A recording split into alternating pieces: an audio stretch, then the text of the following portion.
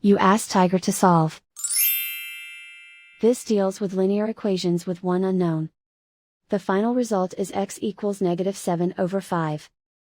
Let's solve it step by step. Simplify the expression. Simplify the arithmetic. Group all constants on the right side of the equation. Add 7 to both sides. Simplify the arithmetic.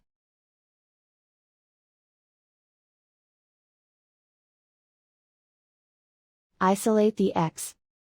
Divide both sides by -5. Cancel out the negatives.